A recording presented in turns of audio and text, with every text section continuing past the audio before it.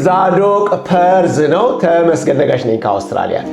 ይድረስ ለተጠበቃችሁ ማለት ለተጠበቃችሁ፣ ተከልላችሁ ለተቀመጣችሁ፣ መጨረሻና ተስፋ ላላችሁ ለእናንተ ይድረስ። ምን መልእክት ይድረስ? ምን አይነት መልእክት ይድረስ? የምትጠበቁት ተስፋ ላለው ሕያው ለሆነ ለማይጠፋ እድፈት ለሌለበት ለዚህ አምናችሁ ለገባችሁት ነገር የምትጠበቁ እናንተ የምትጠበቁበትን ደግሞ በምን እንደሆነ ታውቁ ዘንድ ሐዋርያው ጴጥሮስ በዚህ መልእክት ላይ ይናገራል። በወቅቱ በተለያየ ወይንም በልዩ ልዩ አይነት ችግር ውስጥ እያለፉ ወይንም ክርስቶስ ኢየሱስን በማመናቸው በዚህ አይነት በልዩ ልዩ አይነት ፈተና ውስጥ እየተፈተኑ ያሉትን ይነግራቸዋል። ምን እያለ ነው የሚነግራቸው? እናንተ እኮ የተጠበቃችሁ ናችሁ። ካመናችሁበት ነገር የሚያጎላችሁ ነገር ምንም ሊኖር አይችልም፣ አይኖርምም። ምክንያቱም አንደኛ በራሳችሁ ጉልበት አይደለም፣ ሁለተኛ ደግሞ አቅም የለንም ብላችሁ ደግሞ ወደ ኋላ የምትቀሩት ጉዳይ አይደለም። ሁለቱንም አይመለከትም። በእናንተ ብርታትም አልቆማችሁም እስከዛሬ። አለበለዚያም ደግሞ እየፈራችሁም ደግሞ በእናንተ ብርታት ደግሞ አጣዋለሁ ብላችሁ የምታጡት ነገር አይደለም። ነገር ግን እናንተ የተጠበቃችሁ ናችሁ። ይድረስ ለተጠበቃችሁ። ክብር ለኢየሱስ ክርስቶስ ይሁን። ለምንድን ነው የተጠበቁት እነዚህ ሰዎች? ወይም ኢየሱስ ክርስቶስ ሞቶ በመነሳቱ እምነት የሆነላቸው፣ ሞቶ በመነሳቱ የዘላለም ሕይወት የሆነላቸው፣ ሞቶ በመነሳቱ በሱ ላይ ያመኑት ለምንድን ነው የተጠበቁ ሲባል እዚህ ቦታ ላይ የሚናገረው ለሕያው ለሆነ ተስፋ። በሌላ ቋንቋ ሕያው ማለት ሁል ጊዜ የሚኖር ያልሞተ ሕያው ተስፋ። ተስፋችን ሕያው ነው፣ ባዶ አይደለም። ተስፋችሁ እንዲሁ ጉም እንደሚበተን ጉም እንደሚዘገን ነገር አይደለም። ነገር ግን ሕያው ነው፣ ሕይወት ያለው የሚጨበጥ የሚዳሰስ ነው። ልክና ሐዋርያው ዮሐንስ እንደተናገሩት ሕይወት ተገለጠ፣ አይተንማል፣ በዓይናችን ያየነውን በጆሮአችን የሰማነውን በእጆቻችን የዳሰስነውን እናወራላችኋለን። የተጠበቃችሁም እነ ተስፋ ያላችሁ እስከ ፍጻሜ ድረስ ሕያው የሆነ ተስፋ ያላችሁ ርስት ያላችሁ የሚያልፍ ሳይሆን የማያልፍ ርስት ያላችሁ ወይ እናንተ ወገኖች ይላቸዋል። በመጨረሻው ዘመን ይገለጥ ዘንድ ላለው መዳን በእምነት በእግዚአብሔር ኃይል ለተጠበቃችሁ። አሁን እናንተ የተጠበቃችሁ እናንተ ይሄ የገባላችሁ እግዚአብሔር ተስፋ በራሳችሁ ብርታት ያልሆነ ወይም ደግሞ ከሰውና በሰው ያልሆነ ችሎታ የቆማችሁ በእምነት አምናችሁበት የገባችሁት መንግሥት በመጨረሻ እስኪገለጥና ፍጻሜ እስኪያገኝ ድረስ እንዴት ነው የምሆነው? ወደፊት ምን ያደርገኛል? ምን ያጋጥመኛል? እያላችሁ የምትኖሩት ኑሮ ውስጥ ሳይሆን የገባችሁት የምትጠበቁት በእግዚአብሔር ኃይል ነው። ክብር ለኢየሱስ ክርስቶስ ይሁን። ተመልከቱ። ይህንን ግን እግዚአብሔር ሲነግረን ለእኔና ለእናንተ በሚደንቅ ሁኔታ በማን እንደምትጠበቁ ወቁ ይለናል። ክብር ለኢየሱስ ይሁን። ይሄ በእግዚአብሔር ኃይል ለተጠበቃችሁ። ከዚህ በላይ ምንም የሚያስደስት ነገር አለ? ከዚህ በላይ እንዴት ሐሴት እናደርጋለን? ከዚህ በላይ ያመኑ መንግሥት ውስጥ መኖራችንን በደንብ በተደላለን እንድንኖር ከዚህ በላይ ምን ያደርገናል? እኔን የሚጠብቀኝ እግዚአብሔር ነው። አንተን የሚጠብቅ እግዚአብሔር ነው። አንቺን የሚጠብቅ እግዚአብሔር ነው። በእግዚአብሔር ኃይል ለተጠበቃችሁ። ዋው! ለእናንተ በሰማይ ቀርቶላችኋል። ምን? ይሄ ርስት፣ ይሄ እስከ መጨረሻው ለዘላለም የምንኖርበት በዚህ የጀመርነው ደግሞ በሰማይ የምንቀጥለው እንዳትሰጉ፣ እዚህ ጀምሬው የማቋርጠው ነው እንዳትሉ በእግዚአብሔር ኃይል የተጠበቃችሁ ናችሁ። ዛሬ ልዩ ልዩ አይነት ነገሮች ይመጣሉ፣ ልዩ ልዩ አይነት ፈተናዎች ይመጣሉ። ግን አሁንም የተጠበቃችሁት በእግዚአብሔር ኃይል ነው። ይሄንን ፊል ስናደርገው፣ ይሄ ሲሰማን፣ ይሄ ሲገባን፣ በዚህ መንፈስ ስንመላለስ ለካ በእግዚአብሔር ኃይል አሁን እየተጠበቅኩኝ ነው። ክብር ለኢየሱስ ክርስቶስ ይሁን።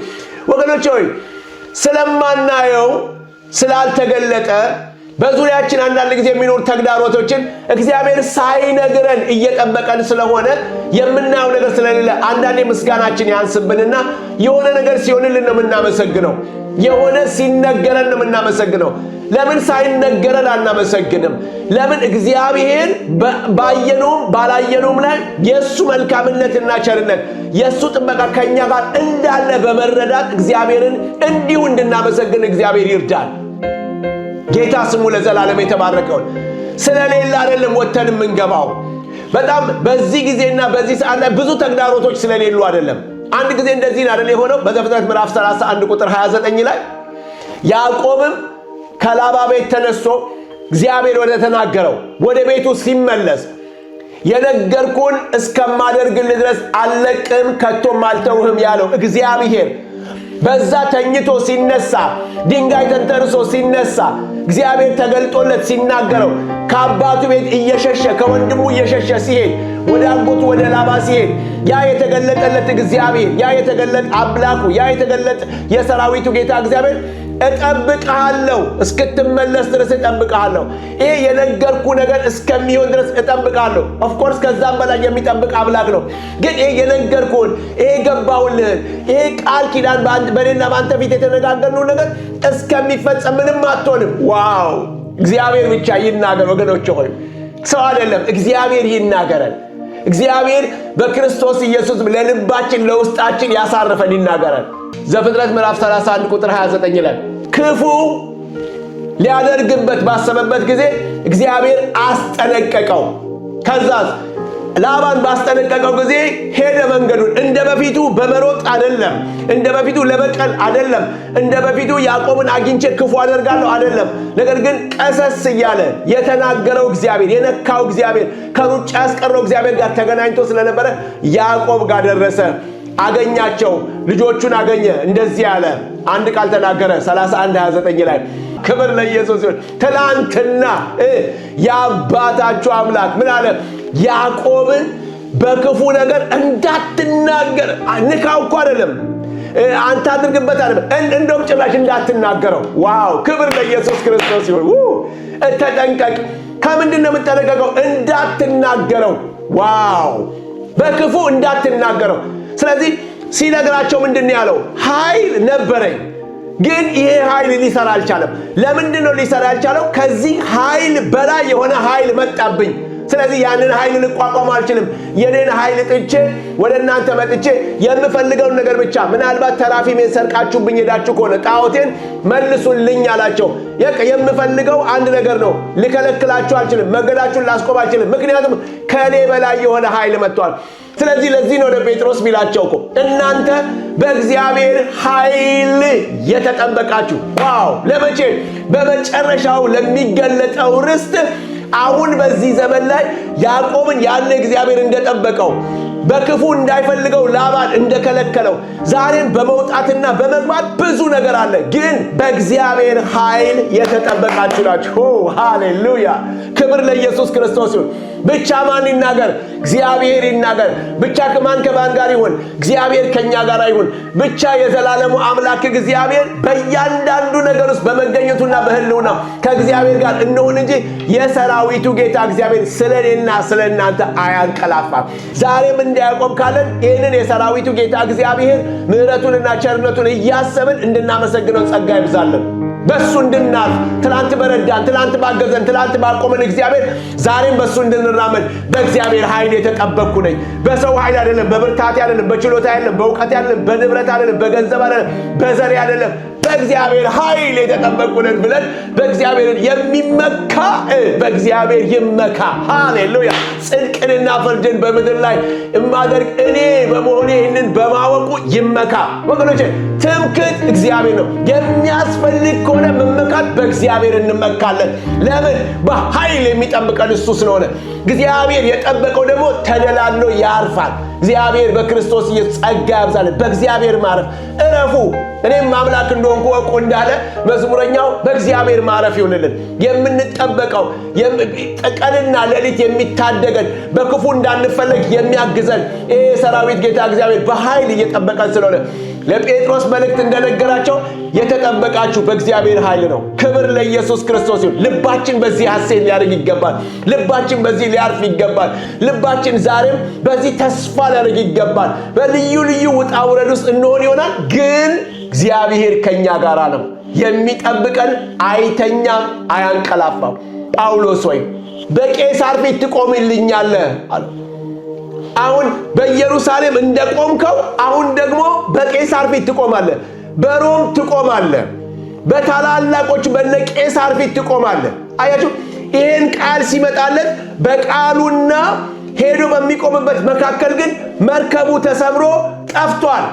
አለቀን ባሉ ጊዜ ለሰዎቹ የደህንነት ምክንያት ሆኖ ጳውሎስ በተሰባበረ መርከብ ተሻግሮ ሄዷል። ምክንያቱስ እግዚአብሔር በተሰባበረው ማዳን ይችላል። ጥበቃ የሱ ስለሆነ፣ ሃሌሉያ! የማን ስለሆነ? በእግዚአብሔር ኃይል ጳውሎስ ስለሚጠበቅ፣ በእግዚአብሔር ኃይል ጳውሎስ ስለሚታይ፣ በእግዚአብሔር ኃይል በዙሪያው ካለው ነገር ሁሉ እግዚአብሔር ስለሚታደገው ትሄዳለህ፣ ለቄሳር በሮም ትናገራለህ ያለ እግዚአብሔር ታማኝ ነው።